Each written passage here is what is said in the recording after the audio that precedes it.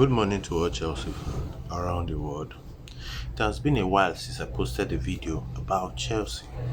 Not that because Chelsea is winning, that's why I've not been able to have content to provide.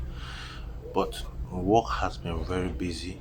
We are heading towards December and we'll have to start with standing. The video I'm posting today is concerning Frank Lampard, the myth that Frank Lampard works. We should give, not that we are not going to appreciate Frank Lampard for actually playing some of these kids, but the myth that he gave the youth an opportunity to play football. I'm here to address it. I'm also here to appreciate Conor Gallagher and complain why Rudiger's contract has not Rudiger has not been offered a contract yet. And lastly, I'll be speaking about Pulisic. So Pulisic, we bought Pulisic with the purpose of replacing Hazard. Pulisic was a player Chelsea bought when Hazard was leaving. And we all felt that Pulisic, since he was inheriting the number 10 jersey, that he was going to inherit the attribute of Hazard. The only thing Pulisic inherited from that 10 jersey from Hazard is injury.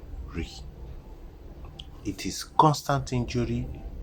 Now, there's report now that he's back in the team playing with everybody. Pulisic is more of a liability in Chelsea than an asset.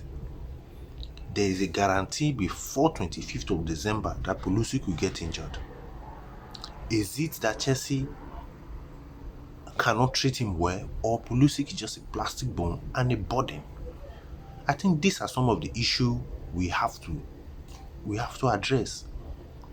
With the kind of football he plays, there will be enough contact. People will have to have heavy contact on him. So why will you be playing a football where you know people want to get the ball for you and you have a plastic ball? I do not understand why we suffer so much. I made it clear earlier that Pulisic was a White William, but it is worse than White William. I'm not saying he's not talented.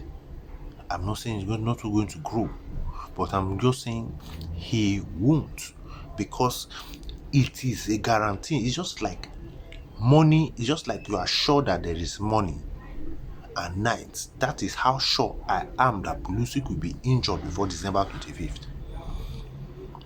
Pulisic aside, we have to praise Conor Gallagher. Conor Gallagher has been one of the most exceptional youths from Chelsea Academy this season outside Chelsea.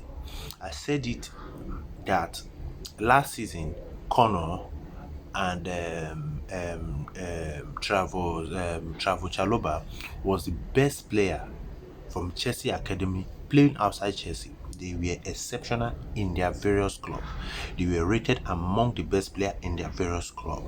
And Conor Gallagher is not failing at any moment. There people are making statements about the other guy called Bojan. I've forgotten. He has not really hit the mark. So he should probably spend 3 years loan. But Conor Gallagher is already ready for big things. I'm not saying that Chelsea should bring him back to the club. I'm saying they should allow him play one more full season with Crystal Palace so he can fully develop himself. Then after developing himself, then we'll have to see if there is a space in our midfield. We have Saul, that is a liability in our midfield. We have Kovacic has been performing off recently. We have Ruben Loftus-Cheek. We have people who play central midfield. Yes, Kovacic, Saul, and Ruben Loftus-Cheek and Conor Gallagher play the same position in Chelsea. So Chelsea, there's no need to sign him. We can equally sell him and make more money. But then again, we have to look at the midfield. Who are the liability in our midfield? Who needs to be changed? Because bringing Conor Gallagher now and benching him will not be a good thing for Chelsea. So it will be better to allow him remain in Crystal Palace for the next 2 seasons till we find a loophole in our midfield and replace him with him. That aside, I'm here to address Rudiger.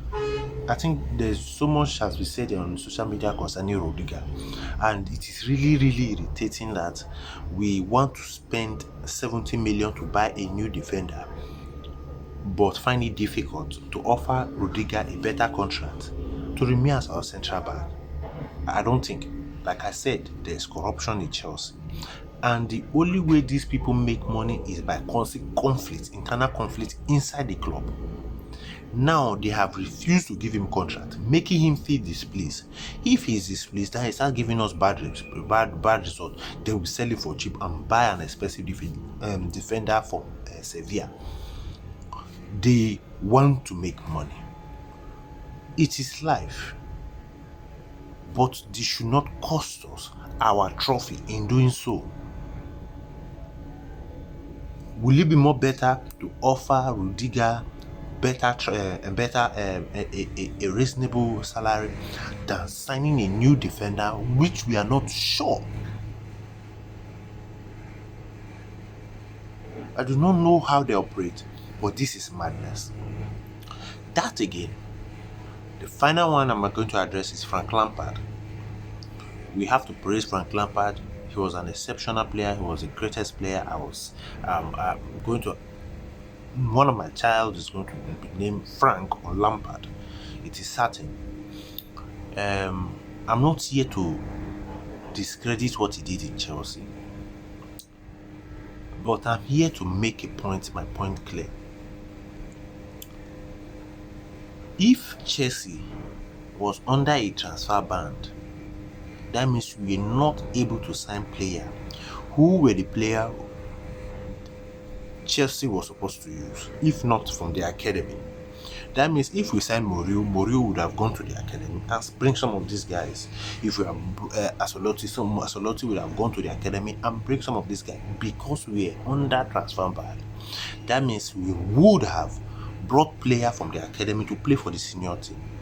So no, I'm not discrediting Frank Lampard, but now for you to understand that Lampard did not give the youth an opportunity.